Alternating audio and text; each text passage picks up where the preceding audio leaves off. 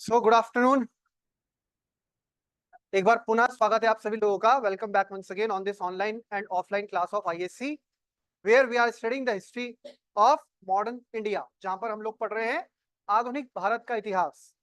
लगातार पिछले 3-4 लेक्चर से हम युद्ध ही युद्ध पढ़ रहे हैं, जहां पर हम देख रहे हैं कि भारतीय उपमहाद्वीप में एक ट्रेडिंग कंपनी जो ब्रिटिश ईस्ट इंडिया कंपनी है वो आई और उसने धीरे धीरे सही भारत के विभिन्न क्षेत्रों को अपने अधिकार में कर लिया। और इस दौरान उसने जो पॉलिसी को फॉलो किया that is war and treaties. War and treaties, तो उनका तरीका क्या है? वॉर करना, ट्रीटी करना, वॉर करना, ट्रीटी करना। और आपने देखा है कई बैटल्स में कि एक वॉर के बाद वो ट्रीटी करते हैं, फिर ट्रीटी टूटती है किसी बहाने से, फिर बड़ी वॉर करते हैं, फिर ट्रीटी करते हैं, और ऐसे करते करते लास्ट ट्रीटी के तहत वो सब कुछ ऑक्यूपाई कर लेते हैं, कैप्चर कर लेते हैं। और या तो स्टेट्स को डायरेक्ट अपने कंट्रोल में करते हैं, या वेसल स्टेट बना देते हैं, या फिर वो उनको एक क्या बना देते हैं, दो स्टेट्स के बीच में बफर के रूप में इस्तेमाल करते हैं। तो अलग अलग तरीकों से अंग्रेजों ने भारत के क्षेत्र को जीत लिया। लेकिन भारत के क्षेत्र को जीतना ये तो हमने देखा, इसके बाद उन्होंने अपने फ्रंटियर्स को मजबूत किया। और फ्रंटियर्स में जो बड़ी पावर थी, इधर से अफगान, सिख तो बेटा इंडिया के अंदर टेरिटरी हो गई। फ्रंटियर मतलब वही सीमाएं, सीमाएं मतलब बाहर से क्या आक्रमण का खतरा है। ये तो बाकी अंदर तो उन्होंने जो चैलेंज थे मैसूर मराठा वो सबको कर लिया कंट्रोल। तो पहले कौन होगा इधर से? अफगान। अफगान चैलेंज के लिए हमें एंग्लो अफगान वॉर पढ़ना पड़ेगा। इधर से बर्मीज बर्मा, और इधर से गोरखा किंगडम नेपाल। तो हमने कल जो पढ़ा वो हमने नेपाल के बारे में पढ़ा। अब हमारा एक दो टॉपिक रह गए इसमें, और वो छोटे छोटे टॉपिक हैं। Anglo Afghan war, Anglo Burmese war. पर ये छोटे छोटे टॉपिक है, लेकिन इसको अभी नहीं पढ़ रहे हैं हम इसको पढ़ेंगे जब हम पहुंच चुके होंगे, चार्टर एक्ट कंप्लीट कर चुके होंगे, चारों चार्टर एक्ट जब हम कंप्लीट कर चुके होंगे तो फिर हम इन दो वॉर्स को पढ़ेंगे। अभी हम लगातार वॉर पे वॉर पढ़ते जा रहे हैं। विद इन कंट्री जो हमने पढ़ ली है सारी, और एक फ्रंट की वॉर भी पढ़ ली हमने, Anglo Anglo Nepal war. Now we are moving towards again कहां पर? बंगाल, क्योंकि बंगाल से ही शासन की शुरुआत हुई। और आप ध्यान दीजिएगा मैडम, बंगाल जो है, बंगाल प्रांत, यहाँ पर ही हमने एक बड़ा महत्वपूर्ण युद्ध पढ़ा था जो है बैटल ऑफ प्लासी। शायद आपने सुना हो प्लासी का युद्ध, चाहे अपने लेवल पर भी आपने तैयारी की हो या कैसे भी करा हो, तो सब ये आपने पढ़ा होगा। बेसिक किताबें जब आप स्टार्ट करते हैं या कोई ल्यूसेंट ही पढ़ता है तो वहां बहुत ही मतलब 15-20 पन्नों में काफी डिटेल्ड में तो नहीं, लेकिन क्रिस्प नोट्स वहां पर हैं जिसमें अच्छी खासी इंफॉर्मेशन है। तो बैटल ऑफ प्लासी, प्लासी का युद्ध आपने पढ़ा होगा। उस बैटल ऑफ प्लासी में आप देखते हैं बंगाल का एरिया कंपनी के कंट्रोल में आया, लेकिन बैटल ऑफ बक्सर के बाद कंपनी के पास दीवानी राइट्स आ गए as per the treaty of Allahabad, और diwani rights of Bengal, Bihar and Orissa. यहीं से स्टार्ट होता है कंपनी का ऑफिशियल रूल, से हम बोलते हैं कंपनीज राज। कंपनीज राज, राज मतलब शासन, और कंपनी का राज जो है, इस कंपनी के राज में शुरुआती दौर जो रहा कब से कब तक का? 1765, 1765। क्या हुआ था 1765 में? 1765 में क्या हुआ था? Treaty of Allahabad. 1765 से लेकर 1772, 1772 तक का जो पीरियड था, आपको याद होगा ये पीरियड मैंने आपको पढ़ाया था। और इसको मैडम किस नाम से जानते हैं? डायआर्की। जब बंगाल में रही डायआर्की, किसी का बोलते हैं 12 पॉलिटी।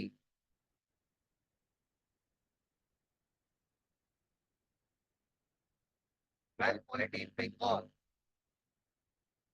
क्या मतलब था सर? ड्वेल पॉलिटी में क्या पढ़ा था हमने? क्या था ड्वेल पॉलिटी?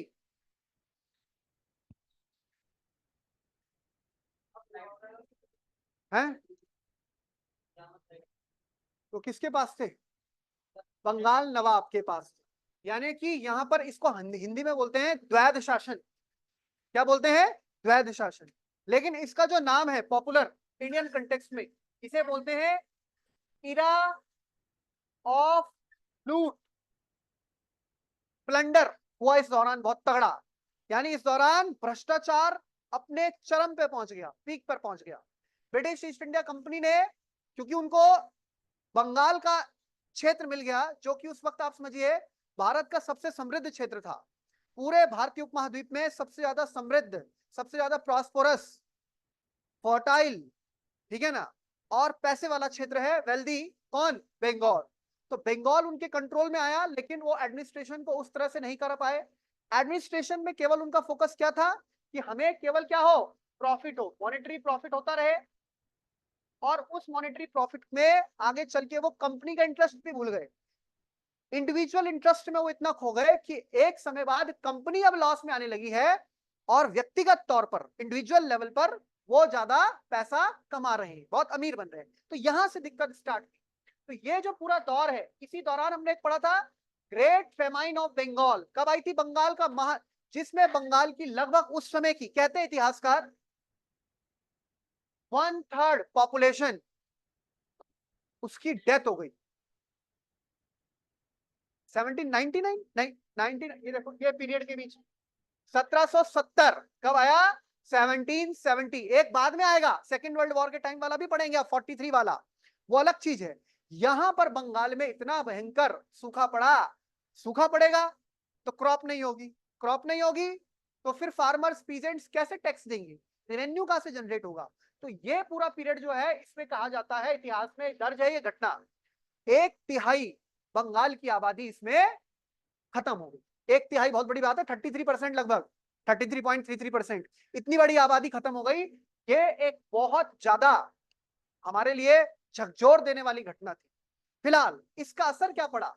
इसके असर के परिणाम स्वरूप यहां से कहानी शुरू होगी, जिसको आप बोलते हैं पहली बार भारत में ब्रिटिश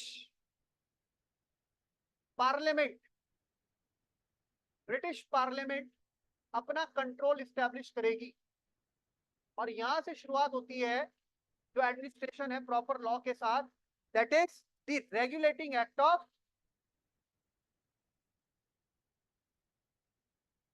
रेगुलेटिंग एक्ट ऑफ, आप अपनी जैसे लक्ष्मीकांत की किताब पढ़ते हैं पॉलिटी के लिए, वहां पर हिस्टोरिकल बैकग्राउंड पढ़ेंगे ना इंडियन कॉन्स्टिट्यूशन का, वहां पर भी एक्ट दे रखे हैं, regulating act, Pitt's India act, charter act, Indian council act, government of India act. पर वो बहुत शॉर्ट शॉर्ट में है, क्योंकि वो एक बेसिक आपको इंफॉर्मेशन देना चाह रहे हैं कि इस तरह के एक्ट आए पहले, यहां से भारत के संविधान की शुरुआत हुई, ऐसा बोलना चाह रहे हैं। लेकिन यहां पर अब हम उन्हीं एक्टों में तो आ रहे हैं, हम रेगुलेटिंग एक्ट से लेके एक एक एक्ट सारा पढ़ेंगे। पिट्स इंडिया एक्ट पे क्यों आया, उसके लिए आपको पहले सेटलमेंट एक्ट जानना पड़ेगा। सेटलमेंट एक्ट क्यों आया, तो आपको रेगुलेटिंग एक्ट जानना है। तो एक जुड़े हैं, एक क्रम से चलेंगे। ये उस तरह से समझो जैसे दिवाली में वो आती है ना मुर्गा छाप लड़ी, तो उसमें आप पहली उसमें माचिस में उसको माचिस की आग देंगे, वो पूरा ऐसे प्रभाव जाएगा। हो गए सेटल? हाँ नमस्कार। तो हम बात नहीं, तो हम लोग क्या बोल रहे हैं कि रेगुलेटिंग एक्ट ऑफ 1773 जो है, यहां से कहानी शुरू होती है। और ये कहानी लगातार कहां तक जाएगी? गवर्नमेंट ऑफ इंडिया एक्ट 1935, जो आप समझते हैं बहुत इंपॉर्टेंट है। तो यहां से कहानी शुरू होगी, जब ब्रिटिश पार्लियामेंट अपना कंट्रोल स्टैब्लिश करेगी, किसके ऊपर? किसके ऊपर? ब्रिटिश ईस्ट इंडिया कंपनी के ऊपर। तो जरा याद कीजिए, ये वही कंपनी है जो 1599 में, 1599 एडी में कुछ मर्चेंट्स ऑफ इंग्लैंड के द्वारा क्या हुई? फॉर्म हुई। And this company was granted charter in 1600 AD to trade in East Indies region including India. इसको ट्रेड का क्या मिल गया? अधिकार मिल गया। अब यही company establish its first site in 16, देखो 1608 में क्या हुआ था? विलियम हॉकिंस आया था। 1613 दे एस्टैब्लिश देयर साइट इन सूरत। ये सब हम पढ़ चुके हैं। और फिर ये पूरा पीरियड रहा जब कंपनी कमर्शियल एक्टिविटी तक ही रिस्ट्रिक्टेड रही। वो सब कुछ जो काम कर रही थी, वो क्या कर रही थी? कमर्शियल एक्टिविटी कर रही थी। उसको पॉलिटिकली कोई इन्वॉल्वमेंट या कोई भी उसका इंटरेस्ट नहीं था पॉलिटिकल, कमर्शियल एक्टिविटी तक वो रिस्ट्रिक्टेड थी। ये सारा खेल कब शुरू हुआ था? इन 1707 after the death of Aurangzeb. स्थितियां पलटी बहुत तेजी से, और औरंगजेब की डेथ के 50 साल बाद हमने एक बहुत बड़ा युद्ध देखा, जिसको हम बोलते हैं बैटल ऑफ प्लासी। प्लासी के युद्ध के बाद फिर हमने एक युद्ध देखा, बैटल ऑफ बक्सर। और बक्सर के युद्ध से लेकर और रेगुलेटिंग एक्ट तक का ये दौर एक काला अध्याय रहा है बंगाल के इतिहास का। It was a black face, black period in the history of Bengal and India as well. Now 1773 का जो रेगुलेटिंग एक्ट आ रहा है, ये बहुत इंपॉर्टेंट है, लेकिन हमें समझना पड़ेगा इसका बैकग्राउंड, जो मैं चाहूंगा कि आप लोग बताएं क्या है इसका बैकग्राउंड, क्यों ये कानून आया है। What is the background of this act? Yes anyone? Due to corruption, he said due to corruption, 1 point. और कोई? Yes you, what is your understanding? Why this act was introduced by the Parliament of Britain?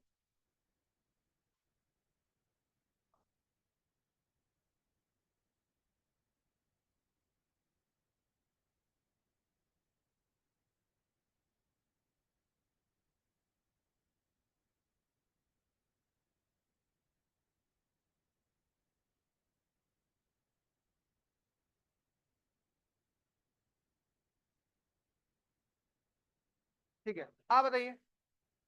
एक second, आ रहा हूं।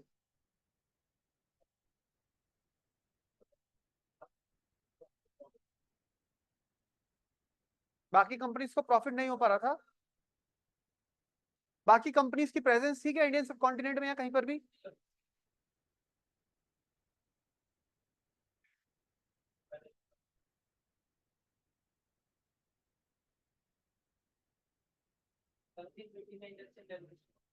England में? Textile भी हो रहा था, लेकिन यहाँ पे ब्रिटिश मोनोपोली चल रही थी और इनको मोनोपोली थी, तो यहाँ से ट्रेड और कंपनी भी यहाँ पे आ जाए। तो यहाँ पे इन्होंने जो ट्रेड था वो बहुत करप्ट हो चुका था। ऊपर से ये इतना कमाने के बावजूद इन्होंने 1 लाख रुपए की मांग करी ब्रिटिश पार्लियामेंट से, लोन एज अ लोन, क्योंकि कंपनी घाटे में चली। और जब इन्होंने कंपनी से लोन मांगा पाउंड। तो पार्लियामेंट ने ये वाले ठीक है, मतलब आपने जो पहला पॉइंट बोला उसको क्या कंक्लूड करोगे आप?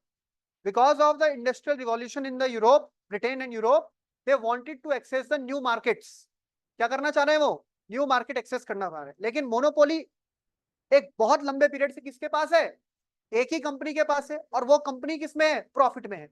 तो there is not a single reason, there are many reasons, and every one of you are correct, कोई गलत नहीं है। लेकिन क्या कारण हम इनको 4-5 उसमें समअप करें? मतलब हमें अगर मान लो हमें पढ़ना किस चीज के लिए, कि हमें नॉलेज तो है, पर अगर हमें उन्हें पॉइंट में डालना हो, मेंस आंसर राइटिंग में आपको उसको पॉइंट में बांधना, तो कैसे बांधोगे वो कोशिश करो ना। एक एक करके कोशिश करो कैसे हम इसको रखेंगे अपने लेवल पे। अभी नोट्स तो मैं लिखा दूंगा, सब होगा, हम कैसे कोशिश करेंगे, तो सोच के अपना दिमाग लगाओ क्या क्या हो सकता है, कहां से कहानी शुरू कर सकते हैं। तो पहली चीज क्या है, ये जो कंपनी है, कंपनी कंपनी अब किस चीज को प्रमोट कर रही है? कंपनी के इंटरेस्ट अब बैकडोर में चले गए हैं, इंडिविजुअल इंटरेस्ट बढ़ गया है। और इंडिविजुअल इंटरेस्ट के लिए जो शब्द इन्होंने प्रयोग किया, दैट इज द करप्शन। यानी कंपनी में क्या है? Massive corruption. क्या है कंपनी में? सेल। कंपनी में क्या हो रहा है? मैसिव करप्शन हो रहा है। Massive corruption in company. दूसरी चीज, तो पहले लिख देंगे इसमें मैसिव करप्शन।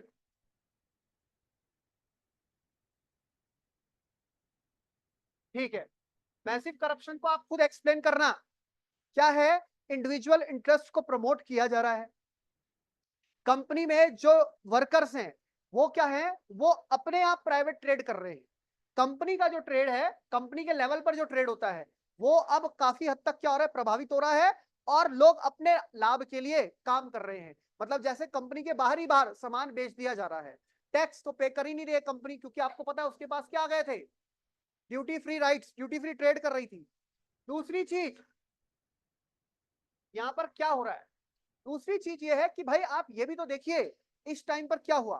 कंपनी, इस रेगुलेटिंग एक्ट में कंपनी जो आपने कहा पैसों की डिमांड कर रही है, कंपनी स्टेम इन्वॉल्व थी पॉलिटिकल एक्टिविटी में। याद कीजिए, एंग्लो मैसूर वॉर, फर्स्ट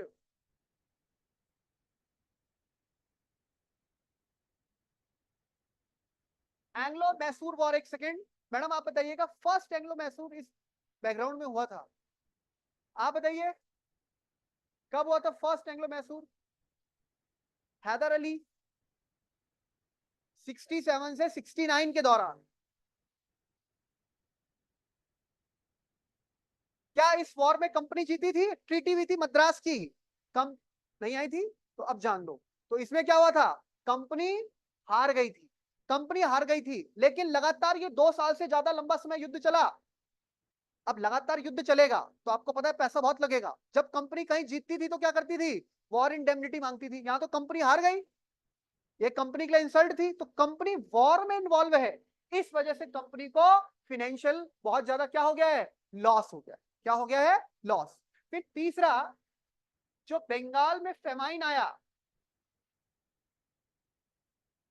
इससे जो टैक्स है, टैक्स का लॉस हुआ कंपनी को।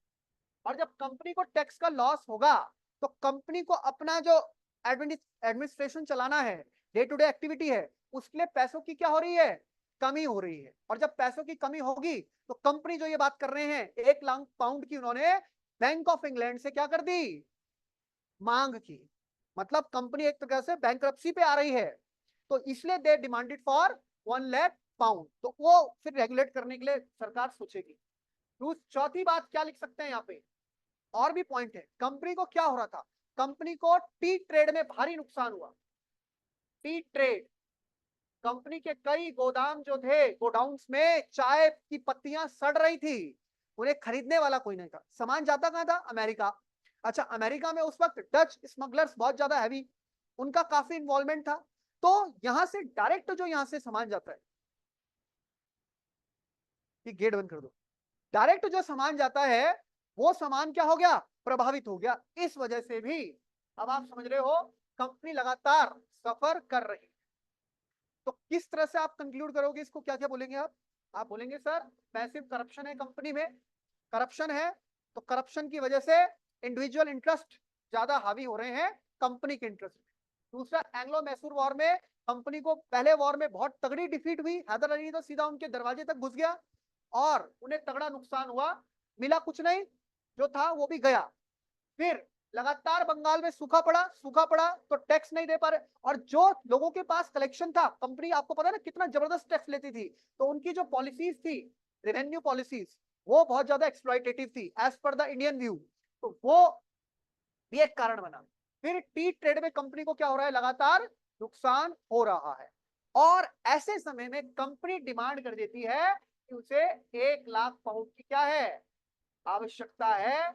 ब्रिटिश गवर्नमेंट के सामने या ब्रिटिश पार्लियामेंट के सामने ऐसी डिमांड कंपनी रख रही है। तो ब्रिटिश गवर्नमेंट ये सोचती है कि भाई हमें कंपनी के जो डिमांड है इसको फुलफिल करना चाहिए, नहीं करना चाहिए। कंपनी क्या कर रही है, कंपनी जो सालाना अपना पैसा जमा कराती है, यानी कि कंपनी यहाँ ट्रेड कर रही है इंडिया में, तो उसके बदले भी तो गवर्नमेंट को पैसा देगी, वो भी लगातार कंपनी जो है प्रॉपर पैसा चुका नहीं पा रही है, किस्त किस्त में चुका रही है, वो भी लैप्स हो रही है। तो अब यहाँ पर बनेगी एक कमेटी, ब्रिटिश पार्लियामेंट द्वारा एक कमेटी बनाई जाएगी, जिसे बोलेंगे हम, अभी आता हूं वापस, इसे बोलेंगे हम एडहॉक, एडहॉक कमेटी। क्या होती है एडहॉक कमेटी, पॉलिटी में पढ़ी होगी आपने, एडहॉक कमेटी। हिंदी में बोलते हैं इसको तदर्थ समिति। क्या बोलते हैं, यानी एक पार्लियामेंट्री कमेटी बनेगी। ये कमेटी आएगी भारत में, भारत में आएगी और कंपनी के अकाउंट्स को चेक करेगी, कंपनी के बैलेंस शीट को देखेगी, और ये देखेगी कि कंपनी क्या लाभ में है या वास्तव में घाटे में है। घाटे में है तो कितने घाटे में है, कब से घाटे में है। तो ये लगातार, जब अब देखो, जब ब्रिटेन से पार्लियामेंट्री कमेटी यहाँ आती है तो उसको तो बहुत सारी बातें पता लगती हैं। उसको केवल यही नहीं पता लगता कि कंपनी लॉस में है, बल्कि उसे ये पता लगता है कि कंपनी यहाँ पर ब्राइब में भी इन्वॉल्व है, कंपनी यहाँ पर गिफ्ट ले रही है लोकल रूलर से। तो उसको काफी सारी बातें पता लगती हैं, यानी कंपनी इन्वॉल्व है किस चीज में, ट्रेडिंग एक्टिविटी के अलावा बाकी सब काम भी वो कर रही है, ट्रेड तो कर ही रही है लेकिन बाकी सब काम भी कर रही है। अच्छा, उधर यूरोप में जब ये पता लगता था कि इस कंपनी के जो वर्कर्स हैं, जैसे रॉबर्ट क्लाइव जैसे लोग, जब पहले आपको पता है 1760 में रॉबर्ट क्लाइव वापस चला गया था 50 से, तो रॉबर्ट क्लाइव जैसे लोग बहुत लेविश लाइफ वहां पर जी रहे हैं। वो अब वहां इंग्लैंड में जब ये पता लगता है कि भाई इंडिया में ये लोग रह के आए, इंडिया में इन्होंने काम किया और वहां से आने के बाद ये इंग्लैंड में एक बहुत लग्जरियस लाइफ जी रहे हैं, तो वहां की और जो कंपनीज हैं, जो राइवल कंपनीज हैं जिनके पास अभी परमिट नहीं है ट्रेड करने का, वो भी वहां की गवर्नमेंट में क्या करती हैं, प्रेशर डालती हैं, वो ट्रेड में अपना पार्टिसिपेशन करना चाहती हैं। लेकिन आपको पता है सबसे पहले और शुरुआत से इसी कंपनी के पास क्या थी, मोनोपोली। तो उन ट्रेडर्स का, उन कंपनीज का भी गवर्नमेंट के ऊपर लगातार प्रेशर बन रहा था। इधर से इस कंपनी के द्वारा शुरुआत में तो बहुत अच्छे तरीके से पैसा भेजा गया इंग्लैंड को, इंग्लैंड को बहुत पैसा मिलता था यहाँ से, 4 लाख पाउंड सालाना। और यहाँ आज ये बात कर रही है कितना लोन चाहिए इसको, 1 लाख पाउंड। तो 4 लाख तो यही बेचती थी सालाना, और 1 लाख पाउंड, यानी कुछ गड़बड़ है, दाल में कुछ काला है दया, हमें जांच करनी पड़ेगी। और हमें कंपनी की जांच के लिए, अब कंपनी तो कुछ पेपर भेज रही है, क्या पता सही भेज रही है गलत भेज रही है, तो सीधा इंडिया भेजा जाए ऑन ग्राउंड। और इसीलिए कमेटी बनाई गई जिसे बोलते हैं एडॉक कमेटी, तदर्थ समिति, टेम्पररी टाइम की कमेटी जो केवल जांच के लिए आएगी। और जब ये भारत आती है तो सारा काला चिट्ठा कंपनी का खुल जाता। अब जब कच्चा चिट्ठा खुलता है, वापस जाती है कमेटी कहां पर, इंग्लैंड। अब जब ब्रिटिश गवर्नमेंट के बाद पास ये खबर है कि कंपनी मैसिव करप्शन में इन्वॉल्व है, लेकिन कंपनी को छेड़ना तो अपने पैर में कुल्हाड़ी मारना, क्योंकि कंपनी का जो ये पैसा है, इस पैसे से कंपनी ब्रिटेन की पॉलिटिक्स के लिए भी एक बड़ा खतरा क्या कर सकती है, पैदा कर सकती है। क्योंकि ये जो कंपनी के लोग हैं, इनका ब्रिटिश पार्लियामेंट में इन्वॉल्वमेंट बहुत तगड़ा है, वहां पर पार्लियामेंट की सीटें खरीदी जाती हैं इन पैसों से, मैंने आपको एक बार बहुत पहले बताया था। और अगर कोई भी आप लॉ लेके आएंगे कंपनी के अगेंस्ट, इनफैक्ट एक बार ऐसा हुआ भी, गवर्नमेंट गिरी भी, तो फिर आपका वो लॉ क्या हो जाएगा, फेल हो जाएगा। यानी कंपनी को आप डायरेक्ट छेड़ेंगे तो फिर वो आपके लिए दिक्कत होगी। तो अभी कंपनी खुद ही पैसा मांग रही है, या तो हो सकता है हम कंपनी की डिमांड ही ठुकरा दें, कंपनी नुकसान पहुंचा रही है, हमें लॉस में जा रही है, दूसरी कंपनियों को अलाउ कर दो, जाओ ट्रेड करो। नहीं कर रही है ब्रिटिश गवर्नमेंट। ब्रिटिश गवर्नमेंट यहाँ पे दिमाग से काम करेगी और ब्रिटिश गवर्नमेंट बोलेगी this is the appropriate time to counter and control the activities of British East India company. So वो बोलते हैं yes we will approve your loan, जो आप डिमांड कर रहे हैं हम उसको अप्रूव करेंगे। मान लीजिए आप एजुकेशन लोन लेने जा रहे हैं, हेल्थ लोन लेने जा रहे हैं, आपको वो अप्रूव कर रहा है bank, but on certain terms and conditions. And these terms and conditions, ये जो नियम व शर्तें हैं, वो किस रूप में आई, as a regulating act of 1773।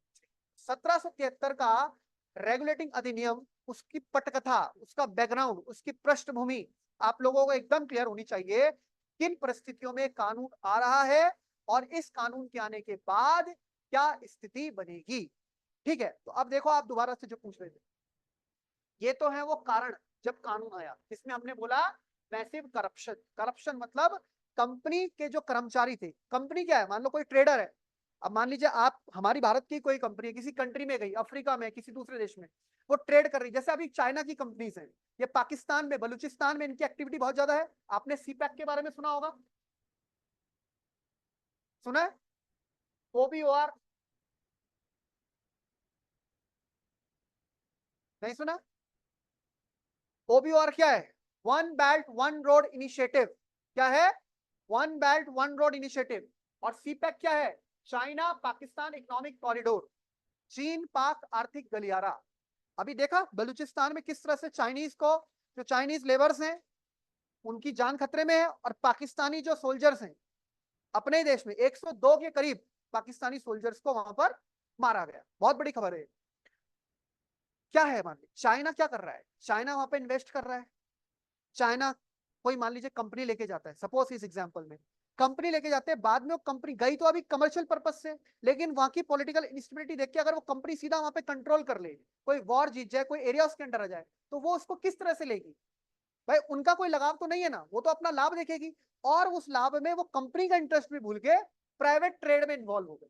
Private trade मतलब आप कंपनी में काम करते हैं तो कंपनी में आपको यहाँ आना पड़ता है। अब आप यहाँ से सामान कुछ ले जा रहे हैं और बाहर इनको बेच दे रहे हैं, कंपनी के अकाउंट्स को खबर भी नहीं, तो ये प्राइवेट ट्रेड हो रहा है। अब आप कंपनी से कुछ खरीद रहे हो, कंपनी से कुछ ले रहे हैं, तो आपको यहाँ रिकॉर्ड में डालना पड़ेगा, और आप बाहर कुछ काम करते रहे, तो वो तो इनको पता है जो बेचने वाला है, और इनको पता है जो खरीदने वाला है, कंपनी को कुछ पता नहीं है। तो प्राइवेट ट्रेड जो था, प्राइवेट ट्रेड वो खराब था कंपनी के इंटरेस्ट के लिए।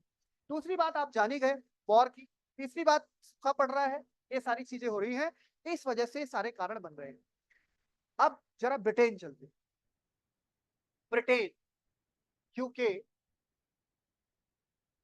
क्या है यहाँ पे? पार्लियामेंट, पार्लियामेंट के दो हाउस हैं, House of Lords, House of, पता है सबको? लॉर्ड सभा, आम सभा, हमारी राज्यसभा, हमारी लोकसभा, अमेरिका का सीनेट, और हाउस ऑफ रिप्रेजेंटेटिव्स। आप इस तरह से इनको कंपेयर कर सकते हैं, दो सदन है ना वहां भी। अब ब्रिटेन में क्या था, क्या दिक्कत आ रही थी? देखिए, ब्रिटेन की जो पार्लियामेंट है, ब्रिटेन की पार्लियामेंट अब चाहेगी कि कंपनी की एक्टिविटी को हम क्या करें, कंट्रोल करें। तो एक्ट पास होगा, कहां से पास होगा? ब्रिटिश पार्लियामेंट से। जब हमारे यहाँ भी कोई कानून पास होता है तो उसको हम क्या बोलते हैं? एक्ट। जैसे आपने पढ़ा था सीएए, सिटीजनशिप अमेंडमेंट एक्ट, इसका बड़ा विरोध हुआ था 2019 वाला, याद है आपको? सिटीजनशिप अमेंडमेंट एक्ट क्या हुआ था उसमें? हाँ, जो 3 पड़ोसी देश के अल्पसंख्यक हैं उनको भारत की नागरिकता देने संबंधी उसमें प्रावधान किए गए। तो ये होता है act. Act means which is pass by the parliament, bill से एक्ट बनाओ। अब ये एक्ट 1773 में on the request of company, company ने क्या रिक्वेस्ट की है? पैसे की। Terms and condition, as a terms and condition लाया जा रहा है। इससे पीछे आपको ध्यान रखना है, 1772 में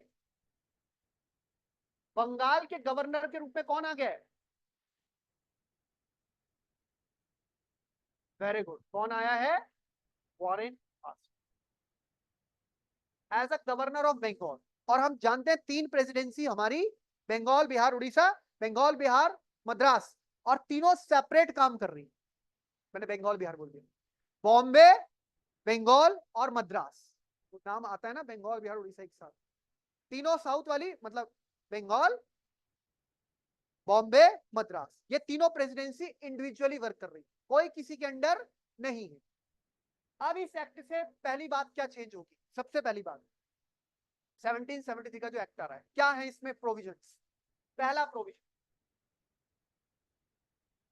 this was the first act that was introduced in order to regulate the activities of British East India Company in India। ये पहला एक्ट है जो कि कंपनी की एक्टिविटीज को क्या करने आया? रेगुलेट करने आया। और इसने करा क्या? It established a centralised system. क्या कर दिया इसने? सेंट्रलाइज्ड,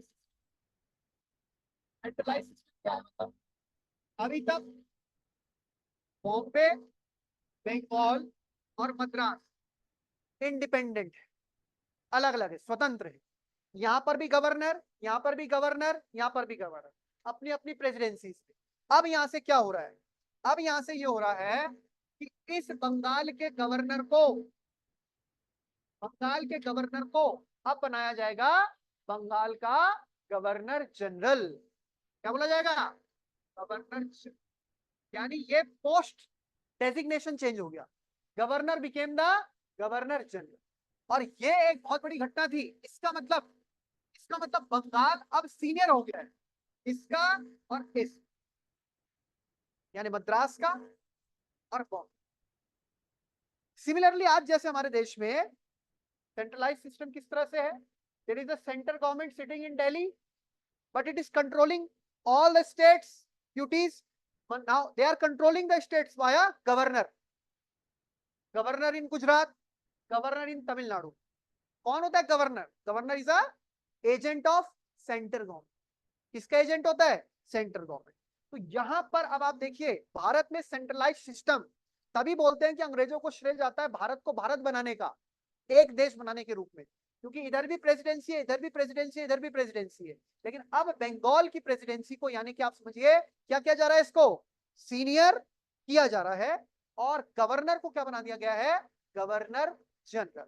लेकिन एक प्रश्न यहां पे आता है कि बंगाल का गवर्नर तो बन गया गवर्नर जनरल, मद्रास का गवर्नर अभी भी है, बॉम्बे का गवर्नर अभी भी है, जो गवर्नर गवर्नर जनरल बन गया, तो वहां का जो गवर्नर था वो कहां गया? उसके लिए ब्रिटिश गवर्नमेंट अभी कुछ टाइम देगी। यानी हुआ क्या, जैसे गुजरात के सीएम थे नरेंद्र मोदी, सीएम बन गए पीएम, नरेंद्र मोदी बन गए पीएम, तो गुजरात में भी तो नया सीएम आया। अब थोड़ा कि वो सीएम भी रहेंगे और पीएम भी रहेंगे, ऐसा तो नहीं हो सकता कि नरेंद्र मोदी एक ही टाइम पे भारत के पीएम भी हैं और गुजरात के सीएम भी, ऐसा हो सकता है? नहीं। तो गवर्नर क्या बन गया है, गवर्नर जनरल। अब आप लोगों को यह पता करना है कि आपका टास्क है, तो फिर बंगाल का जो गवर्नर है वो कोई पद था या नहीं था, फिलहाल कुछ समय के लिए, फॉर अ टाइम, ठीक है ना। अब यहां पर ये जो गवर्नर बन गया गवर्नर जनरल, तो ये एक तरीके से हेड हो गया, बड़ा हो गया। दूसरी चीज, इसको काम करने के लिए ये है काउंसिल पूरी, ये है गवर्नर जनरल, 4 लोग इसको असिस्ट करेंगे। क्या करेंगे? 4 लोग। यानी कि कोई फैसला ऐसे नहीं लिया जाएगा इंडिविजुअली, जैसे आज हमारे पास होती है काउंसिल ऑफ मिनिस्टर्स, या आज हमारे पास होती है पार्लियामेंट, तो मेजोरिटी से डिसीजन आता है। तो यहां पर आप देखिए गवर्नर जनरल तो की प्लेयर है, उसके साथ 4 और लोग होंगे, और इस पूरे को मिलाएंगे बोलेंगे हम गवर्नर जनरल इन काउंसिल। क्या बोलेंगे? गवर्नर जनरल, यानी गवर्नर जनरल की परिषद। तो गवर्नर जनरल की परिषद में कितने लोग आ गए? 4, और एक गवर्नर जनरल खुद है। कोई भी फैसला जो होगा वो मेजोरिटी से होगा। किससे होगा? मेजोरिटी। यानी कि अगर मान लीजिए गवर्नर जनरल कुछ करना चाहता है, कोई नया विधान लाना चाहता है, कोई डिसीजन लेता है और ये अलग मना कर दे, 3 मना करते हैं उनमें से, तो बात क्या हो गई? यानी ना उसके पास अभी कोई वीटो पावर है ना कुछ है। कोई भी फैसला केवल किस आधार पे होगा? मेजॉरिटी, बहुमत के आधार पर होगा। मेजॉरिटी, मेजॉरिटी आप समझते हैं, 5 में मेजॉरिटी क्या होगी?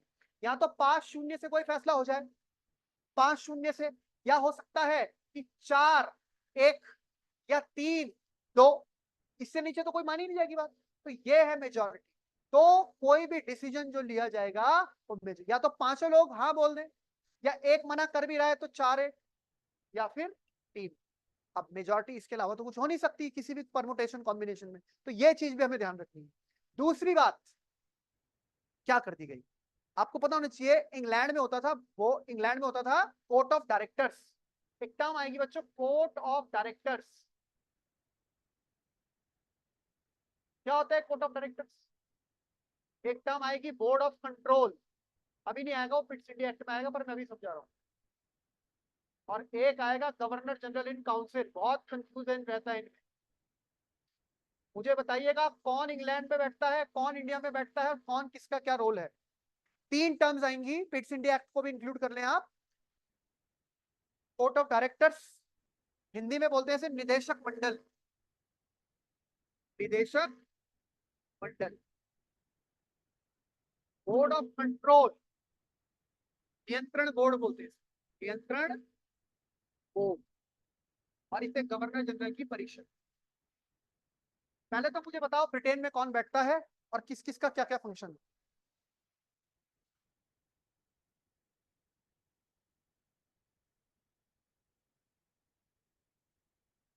आप बताइए।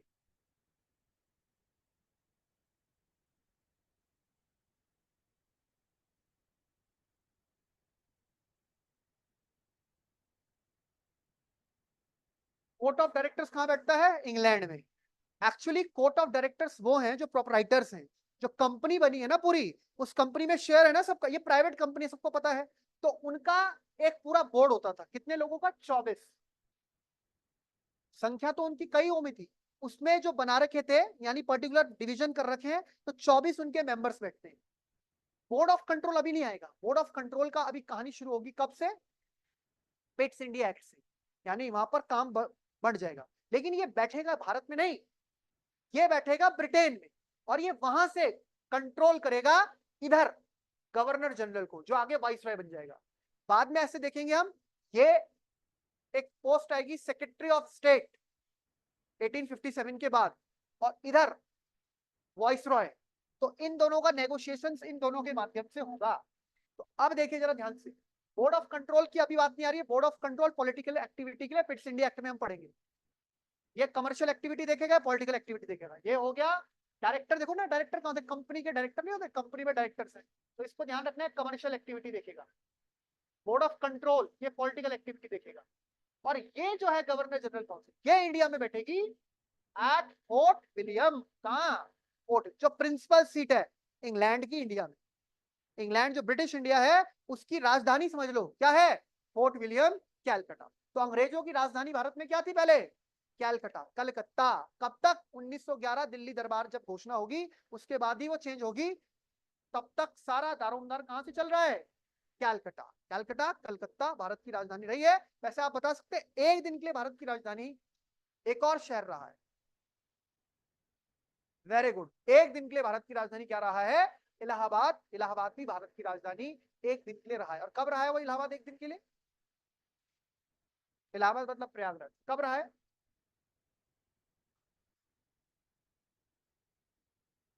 After the revolt of 1857, in the year of 1858, जब गुड गवर्नेंस एक्ट आया था 1 नवंबर 1858 को, वहीं से पढ़ के सुनाया गया था लॉर्ड कैनिंग के द्वारा कि पूरा जो व्यवस्था है भारत में वो बदल दी गई है। कंपनी का शासन खत्म और ब्रिटिश क्राउन का शासन शुरू। 1858, 1858, 57 की क्रांति, तहीं से तो वाइसराय वाला गवर्नर जनरल ही वाइसराय बन गया। ये व्यवस्था समझ में आ गई आपको? ये 3 पद समझ में आ गए? यहाँ पर क्या हुआ है समझ में आ गया? ये कौन है, सितारा कौन है, गवर्नर जनरल। ये उसके मेंबर्स हैं, मेजॉरिटी से फैसला लेना है। और गवर्नर क्या बन गया अब, गवर्नर जनरल। ये इसमें प्रोविजन हुआ। इसके अलावा और क्या प्रोविजन है इसमें, जो जुडिशियल एक्टिविटीज है इसको ध्यान में रखते हुए यहां पर स्टैब्लिश की गई है जुडिशियल कोर्ट, यानी सुप्रीम कोर्ट बोलते हैं, सुप्रीम कोर्ट एंड बंगाल।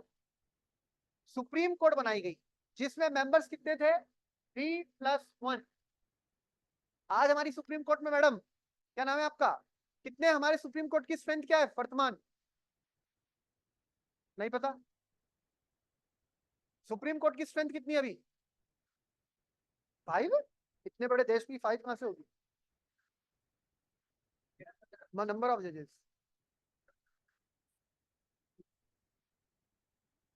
अब बताइए जरा, ये तो भाई पॉलिटी में बेसिक चीज है भाई। ओरिजिनल थी बेटा, 7+1 तो ओरिजिनल थी कॉन्स्टिट्यूशन में। अब इसको बार बार बदला गया है। 33+1 कितनी है, 33+1, 34 नहीं बोलते हम, क्योंकि एक चीफ जस्टिस होता है ना। बोल नहीं रहे तो 34 भी बोल दो। और क्या बोलते हैं, 12th पास थोड़ा बोलते हैं, 10+2 बोलते हैं, 10+2। तो वैसे 3+1 कितना हो गया, उस समय 4, 4 जज थे, जिसमें एक था चीफ जस्टिस एलिजा इम्पे, का नाम पूछा जाता है एलिजा इम्पे। इस कोर्ट के चीफ जस्टिस कौन थे, एलिजा इम्पे। पर एक बात ध्यान रखने वाली है, आज चीफ जस्टिस कौन है, जस्टिस डीवाई चंद्रचूड़। कौन से नंबर के चीफ जस्टिस है, अर्धशतक, 50th, 50वें चीफ जस्टिस कौन है, जस्टिस डीवाई चंद्रचूड़। अब नाम मैं लिख रहा हूं इसका सुप्रीम कोर्ट, लेकिन ये सुप्रीम कोर्ट नहीं, लिखना में नोट में यही है क्या, supreme court was established eight Calcutta but it was not the supreme court. क्यों, सुप्रीम कोर्ट बोलते किसको है,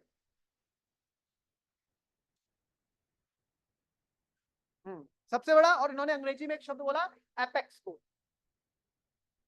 सुप्रीम का मतलब क्या है, जिसका डिसीजन फाइनल है। You can not appeal against the decision of the supreme court, मतलब उससे ऊपर कोई अथॉरिटी नहीं है।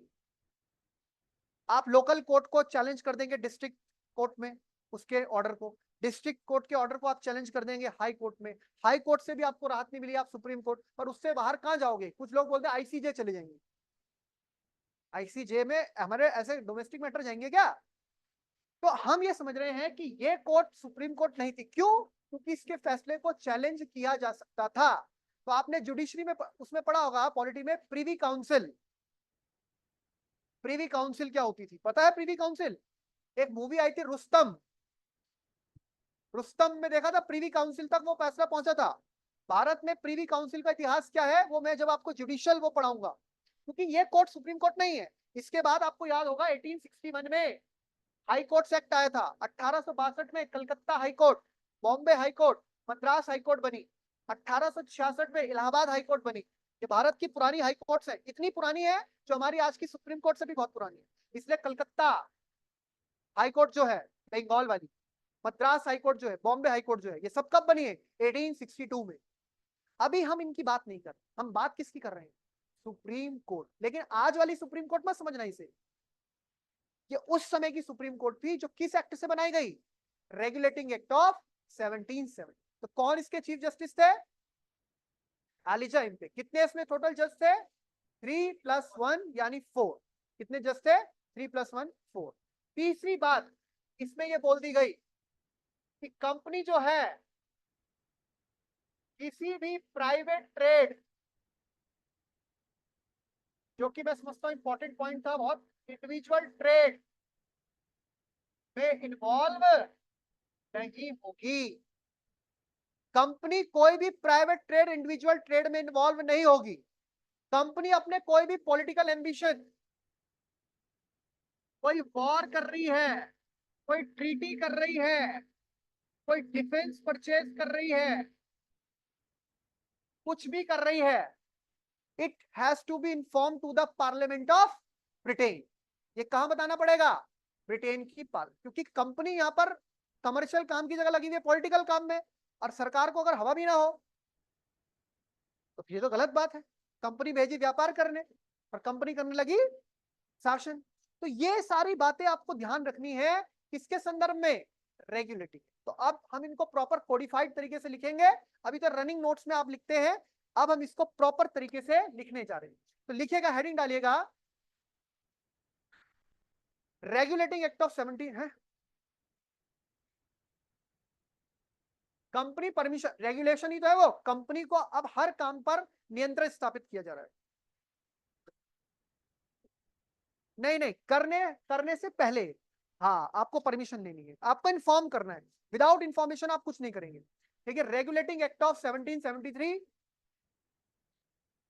Regulating act of 1773 and the period of, इसमें हम दो चीज पढ़ेंगे ना, and the period of Warren Hastings.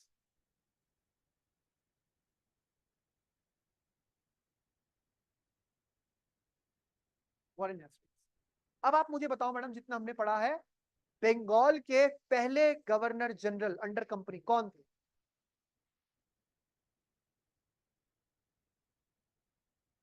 कैसे, कब बने? जब वो आए तो किस रूप में आए थे? Governor of Bengal. और अगले ही साल एक्ट से क्या बन गए? Governor general. ठीक है। और याद है आपको एंग्लो मराठा वॉर के दौरान मैंने क्या बताया था आपको? एंग्लो मराठा वॉर के दौरान मैंने बताया था कि जब बॉम्बे प्रेसिडेंसी अपने आप ट्रीटी ऑफ सूरत साइन करके बैठ गई तो उधर से हल्ला मचा, और फिर ट्रीटी ऑफ पोरबंदर, कौन सी थी? Treaty of Porbandar sign. चलिए स्टार्ट कीजिए अब। रेगुलेटिंग एक्ट ऑफ 1773 लिखिए। The regulating act of 1773, the regulating act of 1773, the regulating act of 1773 was the first, the regulating act of 1773 was the first step,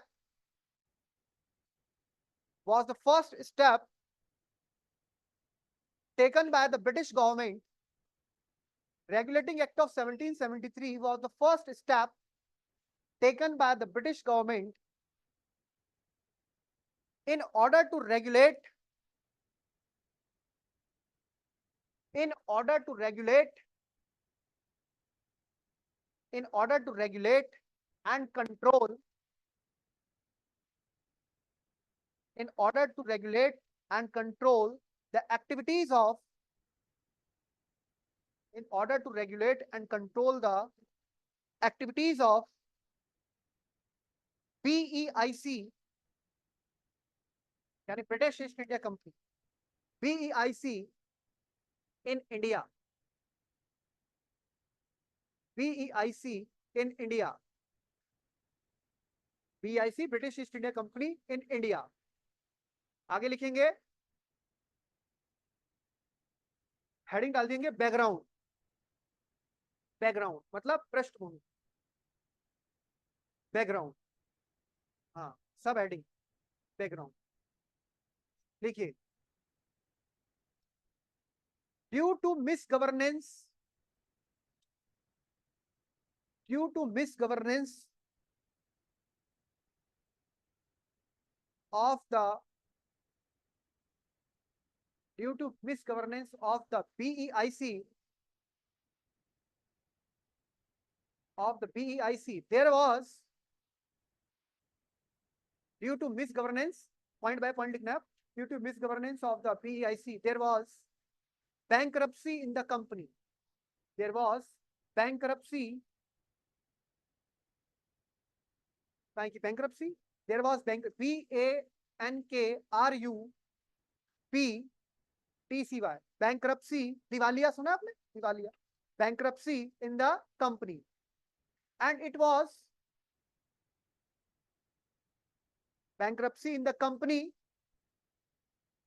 and it was failed, to pay. It was failed to pay its annual tax to the British government. Annual tax to the British government. Next point, the company lost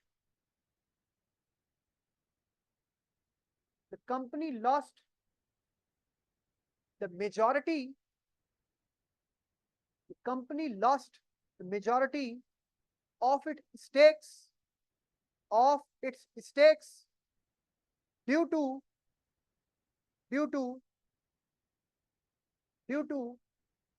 stakes होता है हिस्सेदारी. Stakes due to the loss of tea sales, to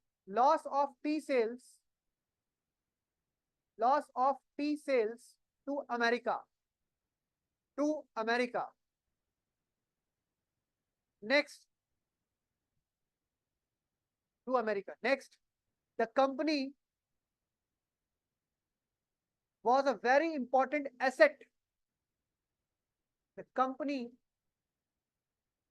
was the very important asset for the British Empire,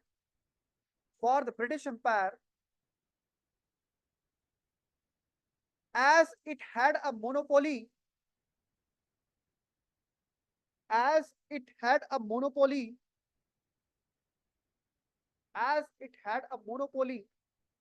in trade over India and the East.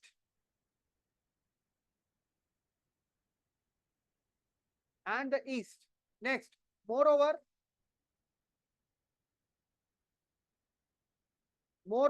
the company paid a huge sum of money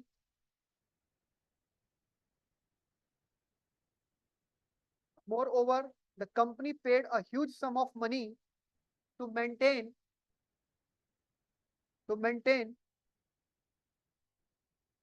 their monopoly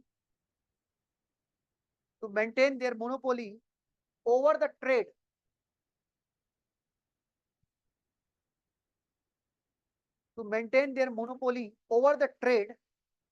And all this was affected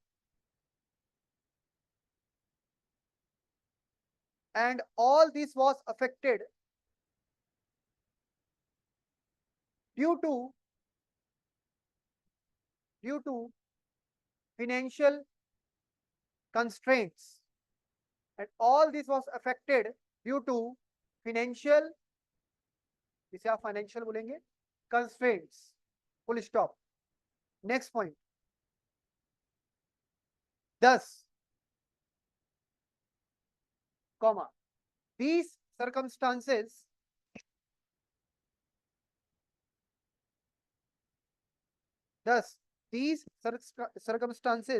led the British government led the British government to become involved in these affairs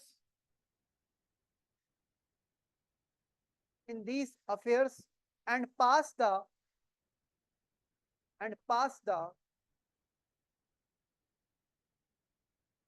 Regulating Act of 1773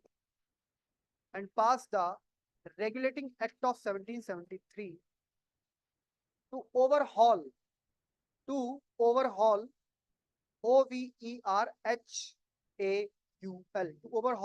the management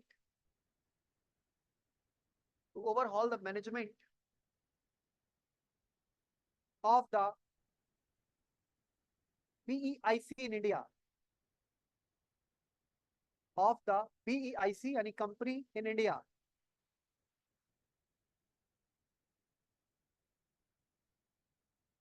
Next point, the overview of this act was overview मतलब इसका जो proper नाम, actual नाम है, real नाम है, उसको inverted comma में लिखना.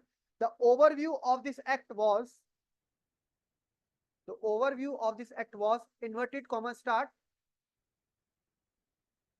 an act for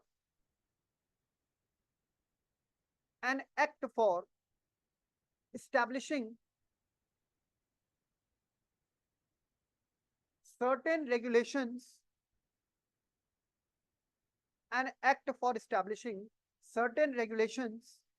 for the better management of the affairs, an act for establishing certain regulations for the better management of the affairs of the East India Company,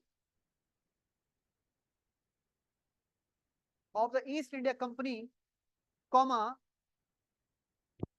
as well as in India as in Europe, comma, as well as in India as in Europe. ये सारा एक ही नाम है, इतना बड़ा.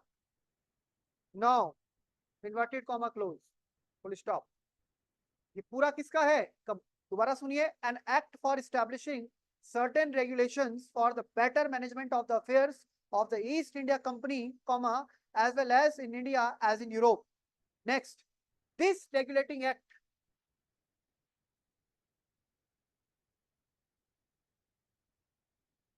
of 1773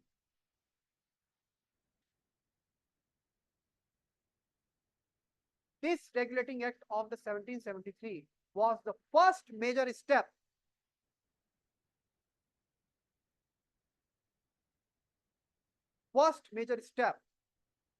towards the British government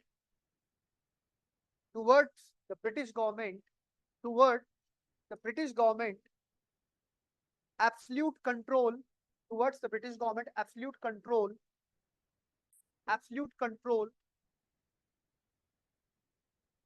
in India.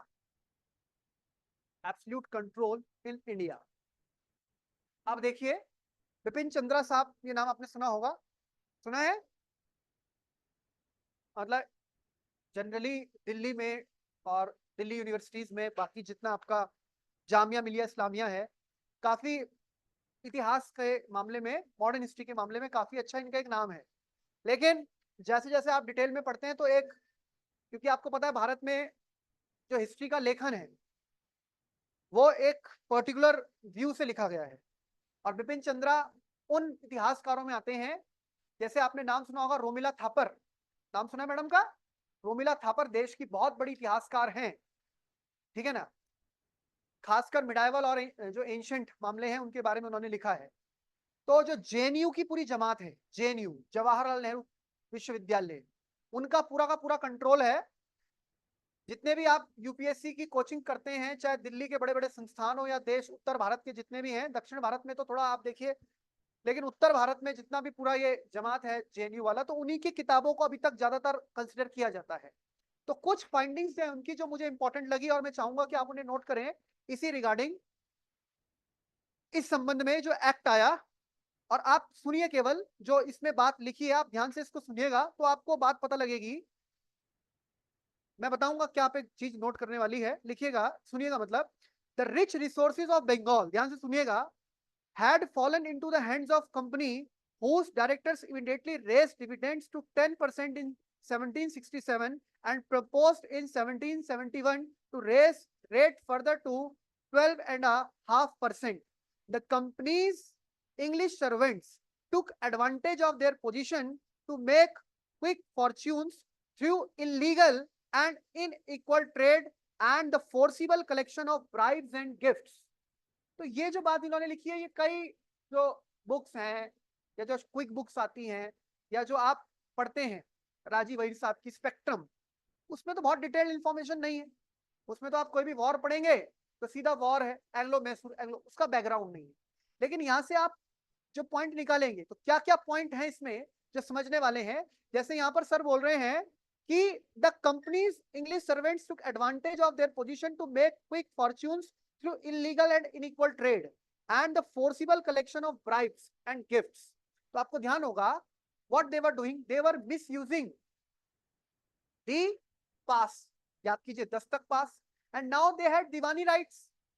Initially जब बंगाल के नवाब से ये टसल में आए तो उसका मेन कारण ही क्या था, 1717 में क्या मिल गया था इनको, क्या मिला था, जिसको आप समझ बोलते हैं क्या, इस कंपनी का Magna carta, golden opportunity, duty free right, उसका ये इस्तेमाल कर रहे थे, जिससे बंगाल के रेवेन्यू का क्या हो रहा था, नुकसान हो रहा था। अब जबकि इन्होंने बंगाल के नवाब को ही डिफीट कर दिया है, तो आप ये समझते हैं नवाब बंगाल का इतना बड़ा नवाब शासक था, लेकिन अंदर ही अंदर बहुत सारी प्रिंसिपैलिटीज होती हैं जिनके अपने अपने लोकल रूलर्स होते हैं। जैसे मराठा ही हमने देखे, मराठा तो पूना में थे ना मेन, बाद में आपने देखा कन्फेडरेसी थी। अब कन्फेडरेसी के अंदर भी अलग अलग अलग अलग, हम बोलते हैं भारत के प्रधानमंत्री नरेंद्र मोदी, 140 करोड़ लोगों की एक आवाज है, लेकिन क्या वो एक अकेले आदमी पूरा देश चला सकते हैं, नहीं। पूरी कंट्री क्या होती है, एक पॉलिटिकल सिस्टम में डिवाइड रहती है, एक हायरार्की होती है। तो वहां पर क्या करते थे, जो लोकल ट्रेडर्स हैं, बिजनेसमैन हैं, रिच लोग हैं, किंग हैं, उनसे ब्राइब लेते थे, रिश्वत लेते थे। आपको ये तो याद होगा कि पंजाब में महाराजा रंजीत सिंह ने शाह सूजा, कौन शाह सूजा, जो कि अब्दाली का वंशज है, उसका पोता का बेटा, उसको जब शरण दी तो उससे कोहिनूर ले लिया, और बाद में जब पंजाब के ऊपर अंग्रेजों ने कंट्रोल कर दिया तो कोहिनूर उन्होंने ले लिया। यानी कि कोई भी प्रेशियस आइटम, गिफ्ट, और कंपनी के लेवल में मत सोचिए, ब्रिटिश गवर्नमेंट के लेवल में मत सोचिए, एक इंडिविजुअल इंटरेस्ट जो होता है एक आम आदमी को, जब पैसा मिल रहा है, हर इंसान का, आपको क्यों नौकरी चाहिए, आप क्यों ही सिविल सर्वेंट, क्या रियल उद्देश्य आपका यह है कि आपको देश सेवा करनी है, क्या है आपका उद्देश्य, ये तो आप जानते हैं ना। एक प्रेस्टीज होती है, एक प्रेस्टीज के साथ साथ पैसा आता है। अब वो पैसा जो है वास्तव में आप जानते हैं, अगर आप रियल सैलरी देखें तो बाकी कॉर्पोरेट की सैलरी से बहुत कम है, लेकिन इंसान दूसरे तरीके खोजता है, और वो सिस्टम है ही हमारा ऐसा। तो कई लोग देश सेवा के लिए नहीं जा रहे हैं, कई लोग क्या, मतलब आज का माहौल तो आप देखिए, पॉलिटिशियंस हो या सिविल सर्वेंट्स हो, बातें बहुत बड़ी बड़ी की जाती हैं, लेकिन वास्तव में व्यक्ति का जो स्वार्थ है, स्वाभाविक ऐसा है, उसका लालची है। तो जहां उसे अपॉर्चुनिटी मिलेगी, तो कंपनी के वर्कर्स को अपॉर्चुनिटी मिली, सर्वेंट्स को, उन्होंने उस चीज का बहुत बड़े स्तर पर लाभ उठाया, और नुकसान जो पहुंचाया उससे हमें काफी चोट पहुंची। तो आज भी ब्रिटेन के ऊपर हमेशा ये आरोप तो लगता है कि भाई आप अपने आप को एक डेवलप्ड कंट्री बोलते हैं, हमें सिविलाइज करने आए, लेकिन आपने ये सारा जो हमारा लाभ उठाया, इससे हम तो पिछड़ गए। हमारा बंगाल वगैरह देखो आज क्या स्थिति है, भारत की क्या स्थिति है, लेकिन आपने वो सारी कॉलोनीज को इस्तेमाल किया है अपने प्रॉफिट के लिए, तो आपका वो कहीं से जस्टिफाई नहीं है।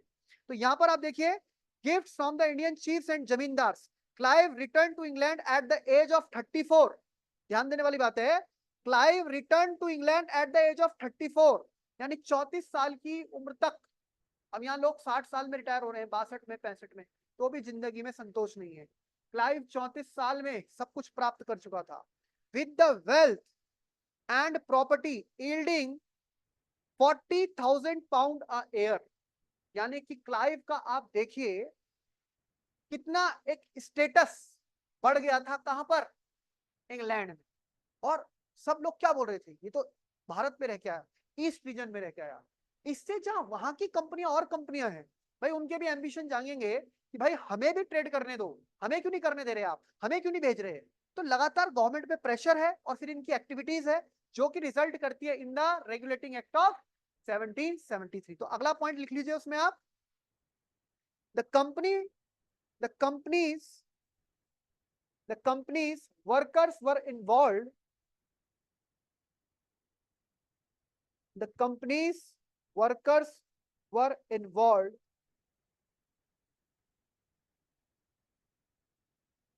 in the forcible collection of bribes in the forcible collection of bribes and gifts, जो कि सब रोक दिया जाएगा रेगुलेटिंग एक्ट से, and gifts from Indian chiefs from Indian chiefs and zamindars and zamindars। Next point लिखिएगा स्टार पॉइंट, स्टार पॉइंट लिखिएगा, ये इंपॉर्टेंट पॉइंट है, आपको मेंस आंसर राइटिंग में भी हेल्प करेगा। इन 1767 1767 1767 comma the parliament of Britain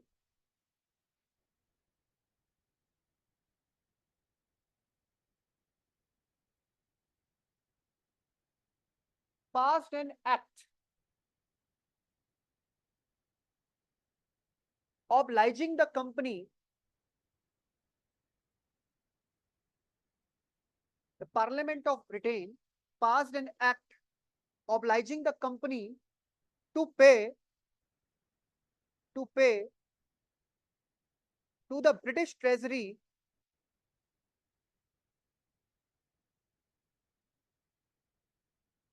to the British Treasury 4 lakh pound per year। जो मैंने आपको बात बताई थी 4 lakh pound per year to pay to the British Treasury, treasury जानती है ना, राजकोष जो है उनका, 4 lakh pound per year। Next, many political thinkers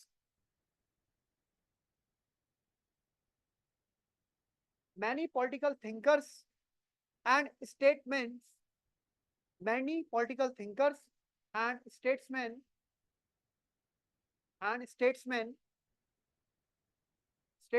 of Britain wanted to control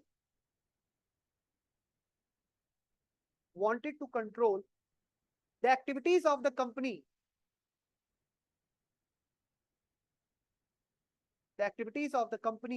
and its officials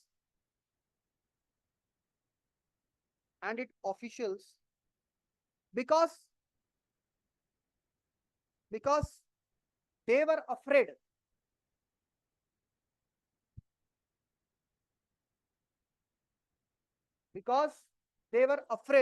that the powerful company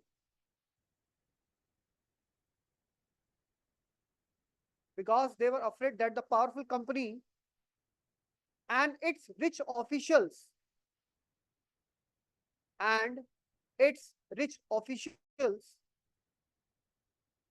would completely